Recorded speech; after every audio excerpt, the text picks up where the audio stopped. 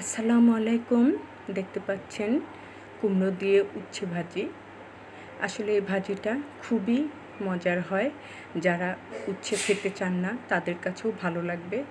যারা এভাবে ভেজে খেয়েছেন কুমড়ো দিয়ে উচ্ছে তারা তো জানেনই এটা কতটা মজার। আর যারা খাননি তারা এভাবে একবার ভেজে খেয়ে দেখবেন। প্রথমেই দেখেছেন আমি উচ্ছে আর কুমড়ো কেটে নিয়েছি।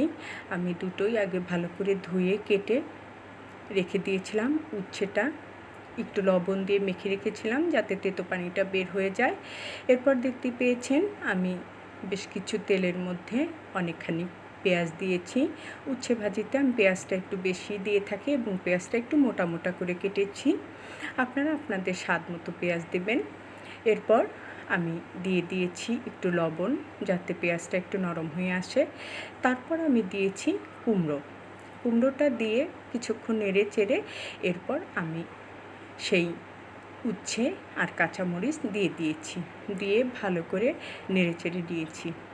আসলে উচ্ছেটা তেতো হয় দেখে অনেকেই খেতে চান না, বিশেষ করে বাচ্চারা তো খেতেই চায় না।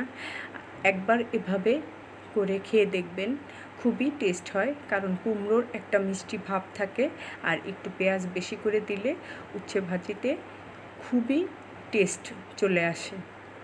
একবার হলেও আপনারা এভাবে উচ্ছে ভাজিটা করে খেয়ে দেখবেন। অনেকেই অনেক রকম করে ভেজে থাকে, আমিও ভেজে থাকি। আলু দিয়ে উচ্ছে ভাজি, চিংড়ি মাছ দিয়ে উচ্ছে ভাজি, কিন্তু কুমড়ো দিয়ে উচ্ছে ভাজি করলে আরও মজা হয়। যা হোক, আপনারা সকলেই ভালো থাকবেন, আমাদের জন্য দোয়া করবেন। আল্লাহ হাফেজ।